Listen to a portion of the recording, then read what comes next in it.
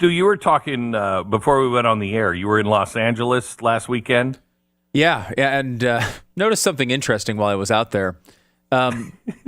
It's hell. Well, yeah, most of the city's on fire. Did you guys know that? No, it was, it was in an area that was, I guess, a nicer area of Los Angeles. Los Angeles is such a bizarre city because you're on these like surface streets for hours, and you don't like the city is so large and so impossible to get around that it's like I don't know how it's a functioning economy. And I know that obviously Gavin Newsom is doing everything he can to make sure it isn't a functioning economy. But one thing I did notice, I thought this was notable. These things seem to happen and we just let them go on and don't even address them.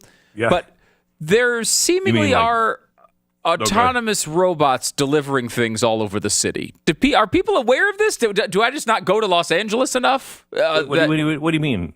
Like, there are robot vehicles that look like you could have put them in a Star Wars, like not C-3PO, more like one of those like droids that just make the R2-D2 noises that don't have much personality. They're just like little carts with wheels that you just see like floating and going around in Star Wars. They're just driving around the city by themselves, crossing traffic, really, and delivering things to people like it's normal. I didn't know that. Really? I swear. I got a video of. I should send the video. I should get the video for you to see. It's incredible. Like, you need to send that in. It's bizarre, and I had no idea it was going on. And like at one point, I was standing right next to one of them, and I looked up at the thing, and it says "Don't walk," and its name. It had a name on the side. It said Jules was its name, and it just crossed the street. It didn't care that there was there was a "Don't walk" zone, and. Wow. And it just crosses the street and it goes exactly where it's supposed to. It goes up the little ramp where you would normally like take a wheelchair. And then it just bolts down the sidewalk by itself, going to a delivery. And like these things are now happening at such a rate that it doesn't even seem to be noticed. I hate to besmirch the good people of Philadelphia, but I think that it was in Philadelphia because they have been introduced in a few cities, and one of the cities, they're just beating the crap out of them and stealing the stuff. Yes, I did think I couldn't believe this thing lasted in Los Angeles for more than 5 minutes without getting stolen. Yeah. I mean, I guess it probably certainly has GPS devices on it and anti-theft devices, but still, so do cars, and those get caught. Those get taken all the time in LA with people inside of them. So I don't know how these are surviving, but I thought that was incredible, and it's not the only thing that's going on, right? We also had a major announcement from the ChatGPT people, and they announced a new version of this, of ChatGPT, which again, like, I don't know, I guess we're used to this now. It's been like a year, and all of a sudden we're now used to the fact that like some stupid app can write haikus for you on demand or whatever we think this thing does. I know there's such a demand for haikus. Huge haiku demand. I will say we used to do a bit where we used to have a character that wrote haikus, and God, I wish that was around back in the day when we had whatever Brittany and her haikus. Remember that? Oh, that's right. Right. Brittany. I always had to write these stupid haikus. It drove me crazy. It was the bane of my existence. Now ChatGPT could get that done in 10 seconds.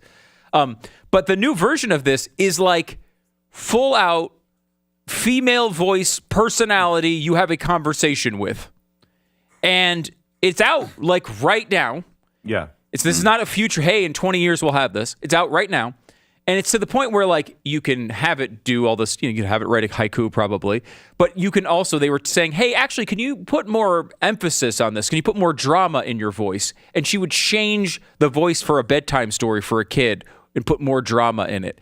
And had this, you can cut it off. You can go back and forth like real conversation, and then it even has the feature where if you write a math equation, you write it on a piece of paper. You can say, "Hey, ChatGPT, check out this. I don't understand how to solve this. Walk me through it, but don't necessarily give me the answer. Teach me how to do it."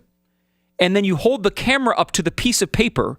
It sees your writing, recognizes what the actual equation is, and then turns itself into a teacher and walks you through how to learn how to solve. Oh, wow. The That's equation. Incredible. It's incredible. And it's available today. Like right now, today, I think, what does ChatGPT cost for the advanced model? I think it's $20 a month or something. I think the other one's free. I don't know how much of this comes with the free one and what is the advanced. Wow. But this is all there right now. And to the point, I'm watching this and I'm thinking to myself, like, this is like, our kids are going to have conversations with these things and think it's totally normal. Mm-hmm. So do me a favor, talk to the engineering department and get ChatGPT, pay for the $20, the upgrade, whatever, and have it wired into the board so people can hear it, or however it's going to be able to speak, so people can hear it. Let's use it for a couple of days and show, because if you've noticed ChatGPT, if you've ever used it before, ChatGPT, because I check in on it once in a while and say, hey, tell me about this thing in history. And it has changed since it started. Mm-hmm. And I don't mean in skill, I mean in story. It is no longer, it's got all DEI stuff in it like crazy now. There's lots of disclaimers built in it. And there are ways, I guess, to kind of get around those. But like if you ask it a question, it'll give you a million disclaimers most of the time. I mean, it gets so clunky so fast. No. I mean, tell me the story of, the freeing of, freedom in America. And it will automatically start talking about equity and how important equity is. And it's riddled with all of this crap now. And if you're going to, if it becomes part of your life, our kids are not going to know the difference. And who do you talk to? You don't go to the school board and say, "Hey, my ChatGPT." Who do you talk to? Right. No, it's true. And to add one more layer on this here, Glenn, Google, as soon as ChatGPT came out with this, and obviously Google has, I think it's Gemini, which is competing with ChatGPT. So they had their big announcement over at ChatGPT. Google comes out the next day. And basically, when we're looking for information, you're preparing the show in the morning, Pat. Like you want to find out some fact from history, some fact from a bill. What do? You Google it, yeah. right? Like everyone would do the exact same thing. They would Google it. Yeah. Google just this week decided to change that completely. To the fact that now when you Google something, instead of prioritizing search results, which is their entire multi-billion-dollar business, they're one of the biggest companies on earth, they now prioritize AI answers through its Gemini. So like now, instead of getting the normal links that you get, you can get those if you click down and you can get to them eventually. But what is prioritized now is just their large language model going through all the results and giving you their summary of what they want you to read. Like, Wait a minute. I could Google something right now and that'll happen? It depends if you're, I don't know if you're updated. I mean, it is, there are, you'll see. I avoid updates. Right. I don't know if I have updated since 1997. And they're also like, I think rolling this out for certain things, like it's not all on every search right now, but they've started this process. And you search for certain things. I've seen it pop up before. And it's like the first thing, which is a summary from Google's Gemini of all the information they think you should know about this. And of course, the problem with this, as far as I'm concerned, is like they can obviously lead you in a direction. They've been doing this with search results for years, but it's going to be even more direct. And of course, it's also going to be better in so many ways, because you're going to see basically what you want to see, which is a summary of what's in those links, right? Like, yes, of course, I could click on the links, and we've all become experts at trying to find information on Google. But if it's presenting it to you, 95% of people are just going to take what that result is. Yeah. And what happens when it's who is Glenn Beck? Oh, he's a racist, a homophobe, phobe. Whatever their answer is going to be, it's not going to be one that Glenn Beck likes or thinks is fair. Yeah, and the problem is everybody. Look, I've been saying this for years. How do you argue with something that is recognized as smarter than all humans on Earth? How do you argue with it? You can't. And especially when you're able to talk to it and reason with it, it wins. If it's telling you that something is racist, something is, whatever, you're going to get to a point to where you can say, wait a minute, guys, this is really wrong. And I mean in important situations. Guys, this is wrong. Really? Are you smarter than Gemini? Are you smarter than ChatGPT? You're smarter than the AI? Well, no, I just think people will lose. They'll lose every time. I wanted to say this yesterday when we were talking about the sunspots.